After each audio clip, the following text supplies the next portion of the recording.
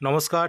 School service কমিশনের SLST পরীক্ষায় কত ক্যান্ডিডেট অ্যাপ্লিকেশন করলো নবম দশমে এবং কত ক্যান্ডিডেট অ্যাপ্লিকেশন করলো একাদশ দ্বাদশ শ্রেণীর পরীক্ষায়, সেটা নিয়ে একটা খবর দেখতে পাচ্ছেন। স্কুল সার্ভিস কমিশনের নবম দশম এবং একাদশ দ্বাদশ শিক্ষক নিয়োগের পরীক্ষায় আবেদন করলেন 5,85,000 চাকরি প্রার্থী। মোট মোট যে সংখ্যাটা সেটা হলো 5,85,000 পরীক্ষার্থী কিন্তু আবেদন করেছেন এসএলএসটিতে। এর মধ্যে 13,700 জন যোগ্য চাকরিহারা শিক্ষক শিক্ষিকা আবেদন করেছেন বলে কমিশন সূত্রে খবর। 13,700 জন যোগ্য চাকরিহারা শিক্ষক শিক্ষিকা আবেদন করেছেন। কমিশন সূত্রে এটাই কিন্তু খবর। সব মিলিয়ে শূন্যপদের সংখ্যা 35,726টা। 2016 সালের তুলনায় শিক্ষক শিক্ষিকা পদে আবেদনের সংখ্যা প্রায় 3 লক্ষের বেশি। 2016 সালে যা আবেদন ছিল এসএলএসটিতে তার থেকে প্রায় 3 লক্ষ বেশি আবেদন করেছে এবারে 2025 এসএলএসটিতে। 2016 সালে মাধ্যমিক এবং উচ্চ মাধ্যমিক মিলিয়ে 17,206টি পদের জন্য আবেদন জমা পড়েছিল 3 লক্ষের বেশি।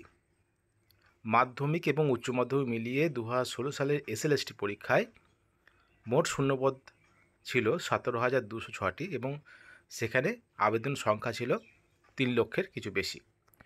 পরীক্ষায় বসেছিলেন 2,91,000।